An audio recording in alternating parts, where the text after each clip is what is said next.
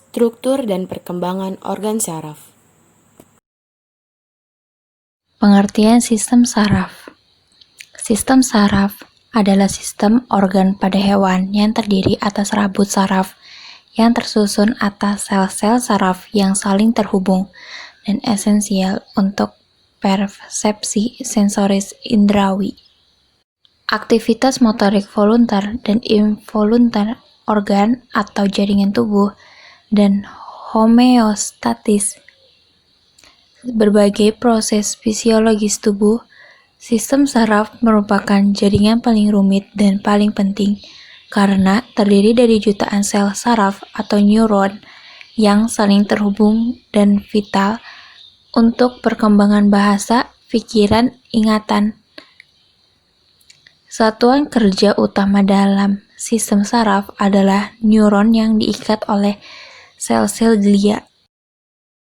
Fungsi sistem saraf. Sistem saraf memiliki fungsi yang pertama sebagai alat komunikasi. Sebagai alat komunikasi antara tubuh dengan dunia luar, hal ini dilakukan oleh alat indera yang meliputi mata, hidung, telinga, kulit, dan lidah. Dengan adanya alat-alat ini, maka kita akan dengan mudah mengetahui adanya perubahan yang terjadi di sekitar tubuh kita. Yang kedua, sebagai alat pengendali. Sebagai alat pengendali atau pengatur kerja alat-alat tubuh, sehingga dapat bekerja serasi sesuai dengan fungsinya. Dengan pengaturan oleh saraf, semua organ tubuh akan bekerja dengan kecepatan dan ritme kerja yang akurat. Yang ketiga, sebagai pusat pengendalian tanggapan. Saraf merupakan pusat pengendalian atau reaksi tubuh terhadap perubahan atau reaksi tubuh terhadap perubahan keadaan sekitar. Karena saraf sebagai pengendalian atau pengatur kerja seluruh tubuh, maka jaringan saraf terdapat pada seluruh alat-alat tubuh kita. Bagian-bagian sel saraf. Sel saraf terdiri dari neuron dan sel pendukung. Yang pertama, neuron. Neuron adalah unit fungsional sistem saraf yang terdiri dari badan sel dan perpanjangan sitoplasma yang terdiri dari A. Badan sel atau perikarion. Suatu neuron mengendalikan metabolisme ke seluruh neuron. Bagian ini tersusun dari komponen. Yang pertama, satu nukleus tunggal, nukleus yang menonjol, dan organel lain seperti kompleks Golgi dan mitokondria. Tetapi nukleus ini tidak memiliki sentriol dan tidak bereplikasi. Yang kedua ada badan isi, terdiri dari retikulum endoplasma kasar dan ribosom bebas serta berperan dalam sintesis protein. Yang ketiga ada neurofibril, yaitu neurofilamen dan neurotubulus yang dapat dilihat melalui mikroskop cahaya jika diberi pewarna dengan perak. Yang kedua ada dendrit, perpanjangan sitoplasma yang biasa berganda dan pendek serta berfungsi untuk menghantar impuls ke sel tubuh. Yang ketiga ada akson, suatu proses tunggal yang lebih tipis dan lebih panjang dari dendrit.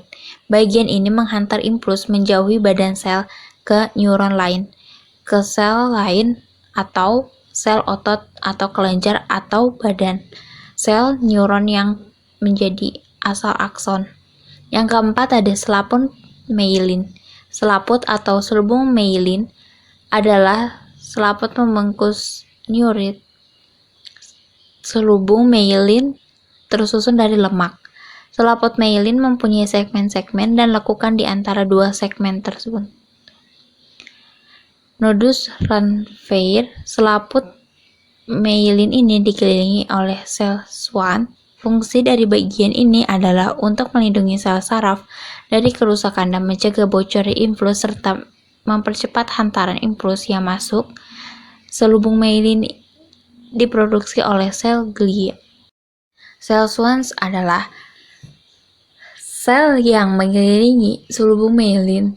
Sel Schwann akan menghasilkan lemak yang membungkus neuron berkali-kali lipat sampai terbentuknya selubung myelin serta berfungsi untuk mempercepat jalannya influx, menyediakan nutrisi bagi neuri, dan membantu regenerasi. Yang keenam ada nodus Ranvier. Adalah bagian antar dua segmen selubung myelin. Nodus Ranvier berfungsi sebagai loncatan influx saraf agar sampai lebih cepat ke tujuan. Nodus Ranvier mempunyai diameter sekitar 1 mikrometer dan ditemukan oleh Louis Anthony Ranvier. Yang ketujuh ada sinapsis. Sinapsis adalah celah yang terdapat pada pertemuan satu neuron dengan neuron lainnya. Setiap sinapsis menyediakan koneksi antar neuron sehingga memungkinkan terjadinya pertukaran informasi antar neuron tersebut. Informasi ini ditukar dalam bentuk zat kimia yang disebut neurotransmitter. Sistem saraf hewan vertebrata. Sistem saraf pada vertebrata terdiri atas otak dan sumsum tulang belakang yang membentuk sistem saraf pusat atau SPP yang bertanggung jawab atas integrasi informasi. Jaringan kerja saraf yang membentuk sistem saraf tepi membawa informasi dari reseptor sensoris atau input sensoris sampai ke sistem saraf pusat dan perintah motoris dari sistem saraf pusat atau output motoris ke berbagai organ atau kelenjar target yang secara kolektif disebut efektor. Sistem saraf pada vertebrata terdiri dari dua bagian utama. Yang pertama, sistem saraf pusat yang terdiri atas otak dan sumsum tulang belakang atau chorda spinalis, dan yang kedua, sistem saraf tepi yang terdiri dari atas sistem saraf aferamen dan sistem saraf eferamen. Sistem saraf eferamen terbagi menjadi sistem saraf somatik dan sistem saraf otonom. Sedangkan sistem saraf otonom terdiri atas sistem saraf simpatik dan sistem saraf parasimpatik. Sistem saraf hewan vertebrata yang pertama, mamalia, terdiri dari otak. Ada otak depan atau prosencephalon terdiri atas dua bagian. Yang pertama, telencephalon merupakan bagian otak yang berkembang secara cepat, baik menurut ukuran maupun kompleksitasnya. Yang kedua, ada diencephalon, terdapat di depan otak tengah, mengandung beberapa komponen antara lain talamus, hipotalamus, kelenjar pineal, dan kelenjar pituitari. Yang kedua, ada otak tengah atau mesencephalon, merupakan sebuah pusat koordinasi dari respon refleks untuk indera penglihatan. Yang ketiga, ada otak belakang atau rhombencephalon, merupakan bagian otak yang bersambungan dengan sumsum tulang belakang. Komponen utamanya yang pertama, metencephalon, berubah menjadi batang otak atau spons atau cerebellum. Yang kedua ada miencephalon, menjadi medula oblongata. Rongga pada tabung saraf tidak berubah dan berkembang menjadi ventrikel, otak, dan kanal sentra medula spinalis. Fungsi dari medula spinalis adalah mengendalikan berbagai aktivitas refleks dalam tubuh. Yang kedua, bagian ini mentransmisi influx dari otak melalui trakus ascendens dan descendens. Medula spinalis berbentuk silinder, berongga, dan agak pipih. 31 pasang saraf spinalis keluar dari area urutan chorda melalui foramina interverbal. Yang ketiga, chorda berakhir di bagian bawah vertebra lumbal pertama atau kedua. Yang kedua, sistem saraf tepi adalah lanjutan dari neuron yang bertugas membawa influx saraf menuju ke sistem saraf pusat. Berdasarkan cara kerjanya, sistem saraf tepi dibedakan menjadi dua, yaitu sistem saraf sadar, yaitu sistem saraf yang mengatur segala gerakan yang dilakukan secara sadar atau di bawah koordinasi saraf pusat. atau otak. Berdasarkan asalnya, sistem saraf sadar dibedakan menjadi dua. Yang pertama, sistem saraf kepala atau kranial dan sistem saraf tulang belakang atau spinal. Yang kedua, ada sistem saraf otonom disusun oleh serabut saraf yang berasal dari otak maupun dari sumsum tulang belakang dan menuju organ yang bersangkutan. Dalam sistem ini, terdapat beberapa jalur dan masing-masing jalur membentuk sinapsis yang kompleks dan juga membentuk ganglion. Urat saraf yang terdapat pada pangkal ganglion disebut urat saraf praganglion dan yang berada pada ujung ganglion disebut urat saraf postganglion. Sistem saraf otonom dapat dibagi atas. Yang pertama ada sistem saraf simpatik, mempunyai ganglion yang terletak di sepanjang tulang belakang menempel pada sumsum tulang belakang, sehingga mempunyai urat praganglion pendek. Contohnya memperlambat denyut jantung, memperkecil pupil, dan lain-lain. Sistem saraf parasimpatik mempunyai urat praganglion yang panjang karena ganglion menempel pada organ yang membantu, contohnya mempercepat denyut jantung, memperbesar pupil, dan lain-lain. Sistem saraf mamalia memiliki mekanisme. Yang pertama, mekanisme gerak sadar, rangsang indera, neurosensorik, otak, dan neuron motorik eferen atau otot. Yang kedua, jalannya gerak refleks, rangsang indera, neuron sensorik, dan neuron konektor atau sumsum tulang belakang, neuron motorik eferen otot. Yang kedua, ada sistem saraf vertebrata fishes. Mekanismenya, ikan menerima rangsang dari lingkungannya melalui organ perasa. Rangsangan tersebut selanjutnya diteruskan dalam bentuk impuls ke otak. Respon yang diberikan oleh otak dimanifestasikan dalam bentuk tingkah laku. Sel-sel saraf mulai berkembang sejak permulaan stadia embrio dan berasal dari lapisan germinal luar atau ectoderm. Bagian-bagian sistem saraf.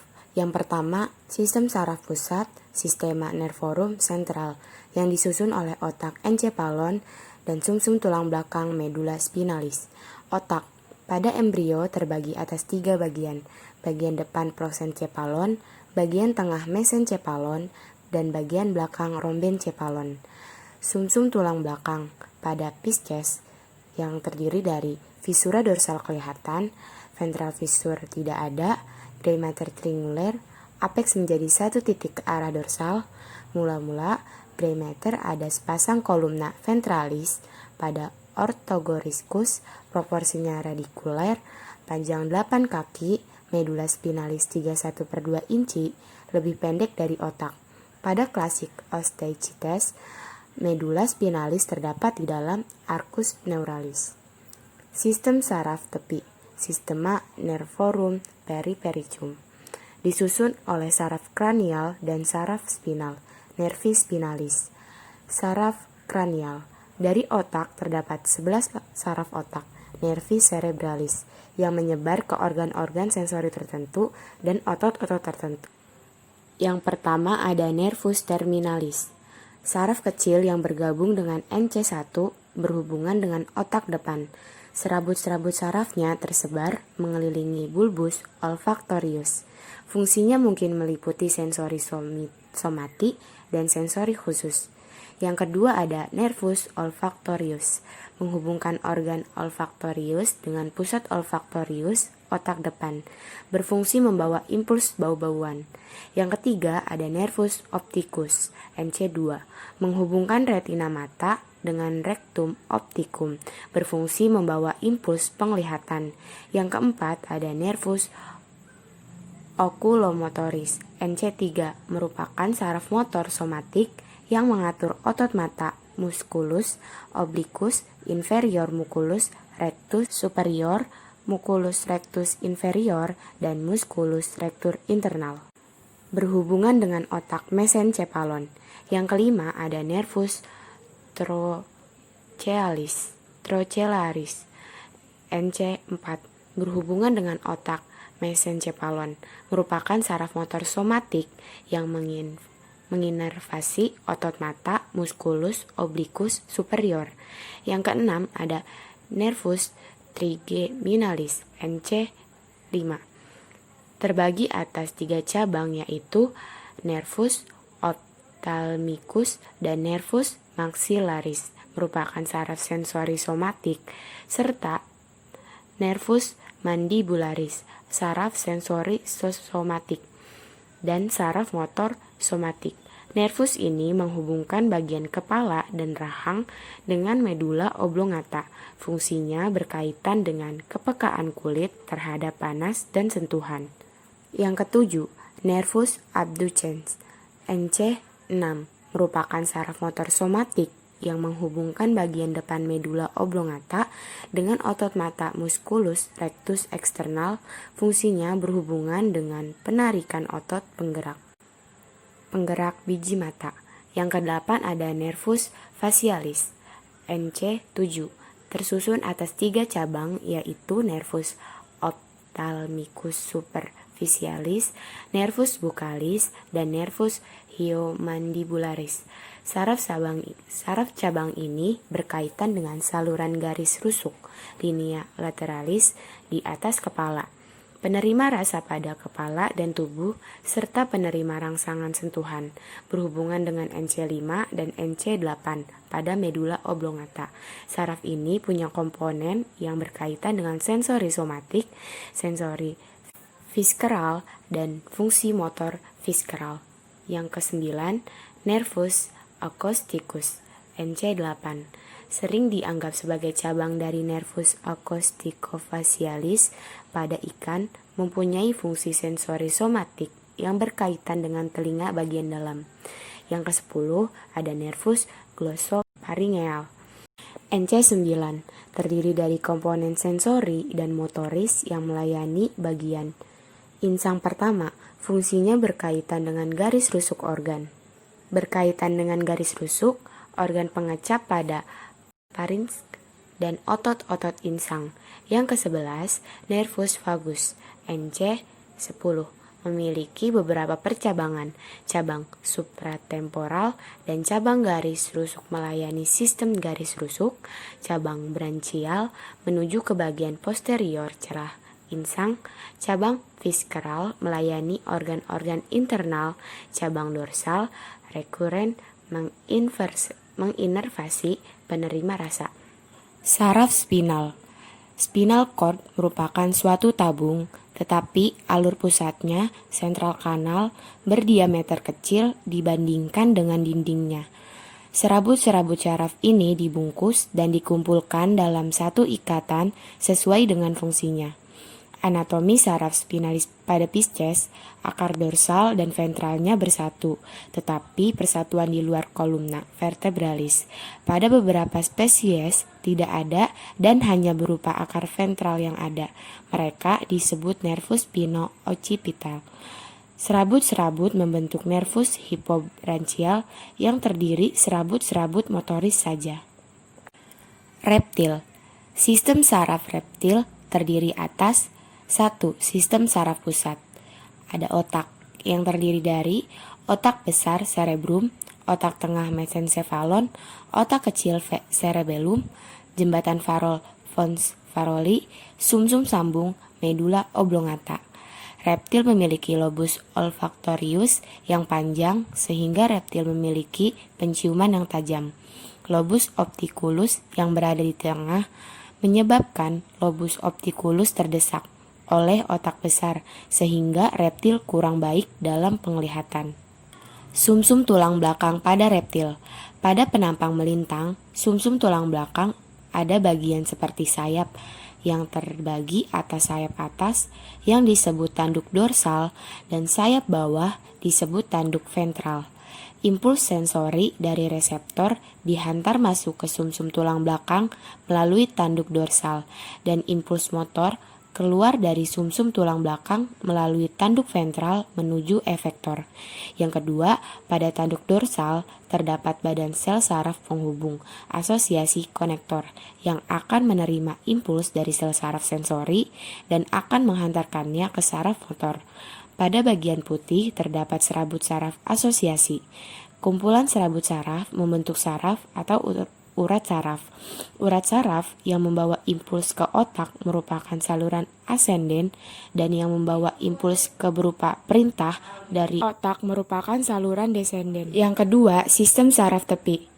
Sistem saraf sadar disusun oleh saraf otak, saraf kranial. Yang kedua, sistem saraf tepi. A. Sistem saraf sadar. Sistem saraf sadar disusun oleh saraf otak atau saraf kranial, yaitu saraf-saraf yang keluar dari otak dan saraf sumsum tulang belakang. Saraf otak ada 12 pasang yang terdiri dari 3 pasang saraf sensori, 5 pasang saraf motor, dan 4 pasang saraf gabungan sensori dan motor. Yang B. Sistem saraf autonom. Sistem saraf otonom disusun oleh serabut saraf yang berasal dari otak maupun dari sumsum tulang belakang.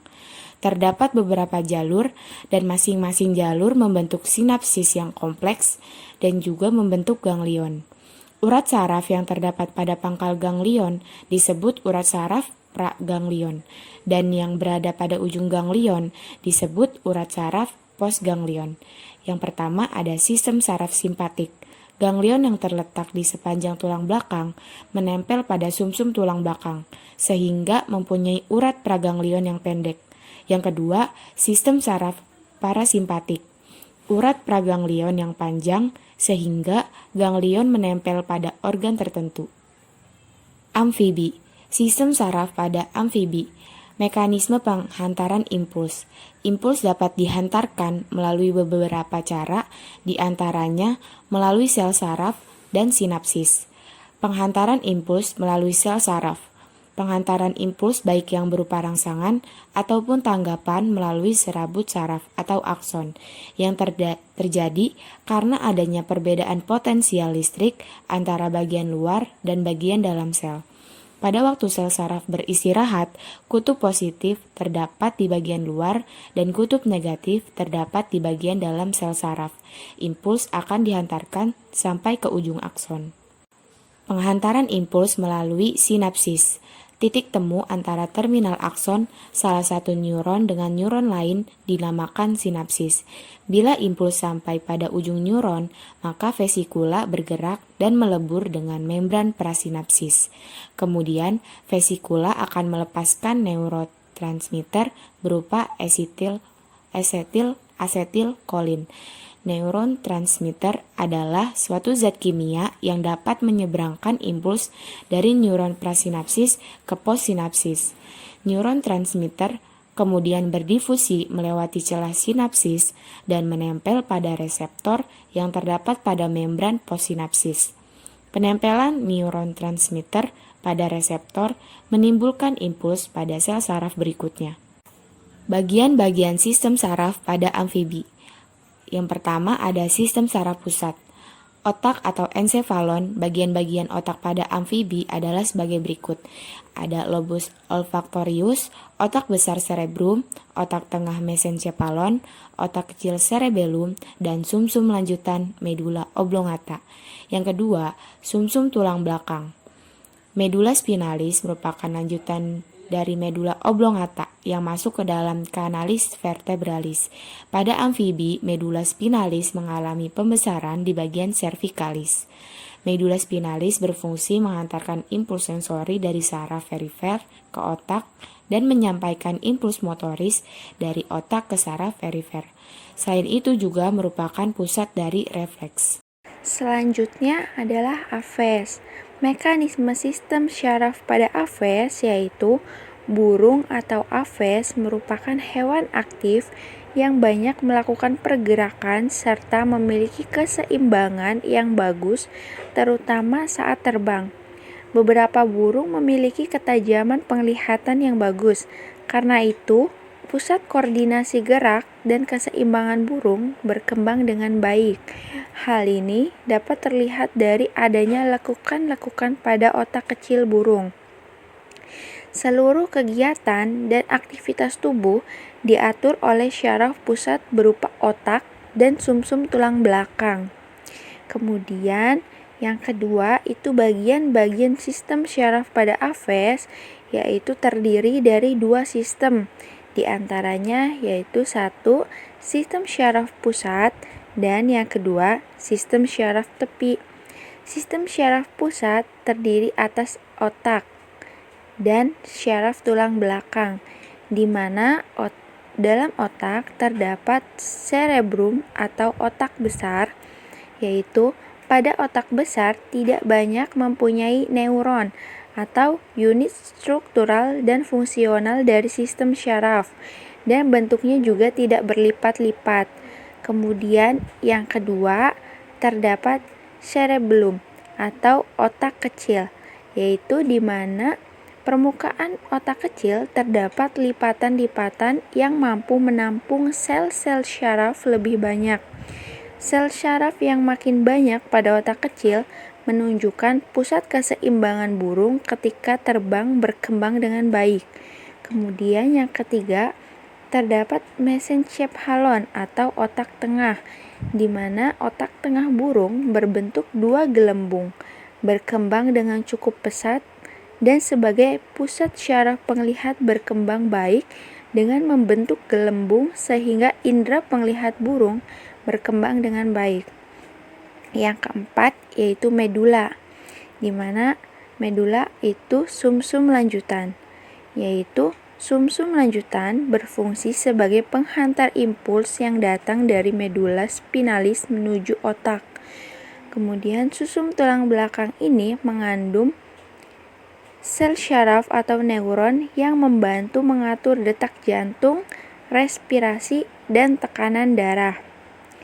Kemudian, syaraf tulang belakang pada Aves memiliki ruas tulang belakang yang berwarna abu-abu yang terletak di sepanjang tubuhnya dan membentuk syaraf tulang belakang yang merupakan sistem koordinasi dan berfungsi sebagai penghantar pesan dan informasi ke otak. Kemudian, pada saat burung memutuskan untuk bergerak, syaraf tulang belakang mengirimkan pesan ke otak, kemudian ke otot yang berhubungan dengan pergerakan itu dan menghasilkan gerakan. Yang kedua, yaitu sistem syaraf tepi adalah lanjutan dari neuron yang bertugas membawa impuls syaraf menuju ke dan dari sistem syaraf pusat. Berdasarkan cara kerjanya, sistem syaraf tepi dibedakan menjadi dua. Yang pertama, sistem syaraf sadar, dan yang kedua, sistem syaraf otonom. Sistem syaraf sadar yaitu sistem saraf yang mengatur segala gerakan yang dilakukan secara sadar atau di bawah koordinasi syaraf pusat atau otak. Berdasarkan asalnya, sistem syaraf sadar dibedakan menjadi dua, yaitu sistem syaraf kepala atau kranial dan sistem syaraf tulang belakang atau spinal. Kemudian yang kedua yaitu sistem syaraf otonom disusun oleh serabut saraf yang berasal dari otak maupun dari sumsum tulang belakang dan menuju organ yang bersangkutan. Dalam sistem ini terdapat beberapa jalur dan masing-masing jalur membentuk sinapsis yang kompleks dan juga membentuk ganglion. Urat syaraf yang terdapat pada pangkal ganglion disebut urat syaraf praganglion dan yang berada pada ujung ganglion disebut urat syaraf postganglion. Sistem syaraf otonom terbagi atas yang pertama sistem syaraf simpatik dan yang kedua sistem syaraf parasimpatik.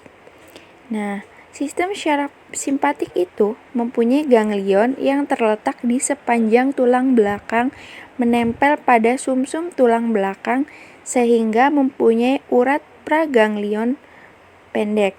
Contohnya yaitu untuk memperlambat denyut jantung, memperkecil pupil, dan lainnya. Sedangkan sistem syaraf parasimpatik mempunyai urat praganglion yang panjang karena ganglion menempel pada organ yang dibantu. Contohnya yaitu untuk mempercepat denyut jantung, memperbesar pupil, dan lainnya. Selanjutnya adalah sistem syaraf hewan invertebrata. Tidak semua hewan invertebrata memiliki sistem syaraf. Hewan yang tergolong protozoa dan porifera tidak memiliki sistem syaraf. Setiap sel penyusun tubuh hewan tersebut mampu mengadakan reaksi terhadap stimulus yang diterima dan tidak ada koordinasi antara satu sel dengan sel tubuh lainnya. Hewan bersel satu seperti amuba dan paramecium, meskipun tidak mempunyai urat syaraf, tapi protoplasmanya dapat melakukan segala kegiatan sebagai makhluk hidup seperti iritabilitas, bergerak, dan penyesuaian diri terhadap lingkungannya. Sistem syaraf hewan invertebrata pertama yaitu cacing. Hewan cacing atau vermes memiliki sistem syaraf berbentuk seperti tangga tali yang memanjang dan arah kepala ke arah belakang atau ekor. Pada sistem syaraf tangga tali terdapat berkas syaraf yang membentuk simpul-simpul syaraf di bagian-bagian tertentu yang disebut ganglion atau ganglia jamak. Cacing pipih, misalnya planaria, memiliki susunan syaraf berupa 2 buah ganglia di daerah kepala. Selanjutnya, di setiap ganglion terdapat seberkas syaraf memanjang atau longitudinal ke bagian ekor.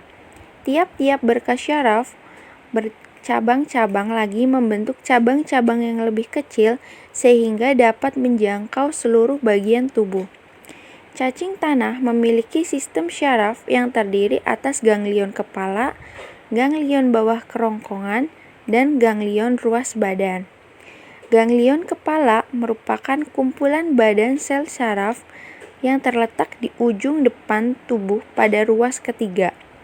Sedangkan ganglion kerongkongan dan ganglion ruas badan terletak di bawah saluran pencernaan.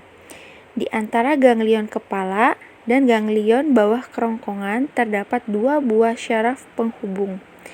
Di antara ganglion bawah kerongkongan dan ganglion ruas badan terdapat 1 buah syaraf penghubung. Pada tiap-tiap ruas tubuh terdapat ganglion yang membentuk cabang-cabang halus. Sistem syaraf pada ruas tubuh dengan percabangannya berfungsi yaitu untuk mengatur gerakan tubuh cacing tanah. Kemudian yang kedua adalah hewan invertebrata yaitu ubur-ubur dan hidra sp. Ubur-ubur dan hidra sp belum memiliki sistem syaraf. Sel-sel syaraf ubur-ubur dan hidra sp menyebar secara merata ke seluruh tubuh dan berhubungan satu dengan yang lainnya membentuk satu anyaman. Sel-sel syaraf motorik berakhir pada serabut otot, sedangkan sel syaraf sensorik berakhir pada permukaan tubuh.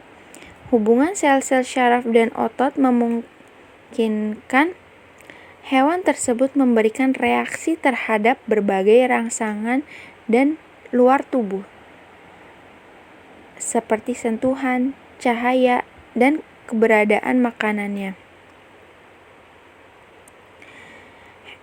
Kemudian yang ketiga adalah hewan bersel satu atau protozoa, misalnya amuba sp dan paramecium sp tidak memiliki sistem syaraf.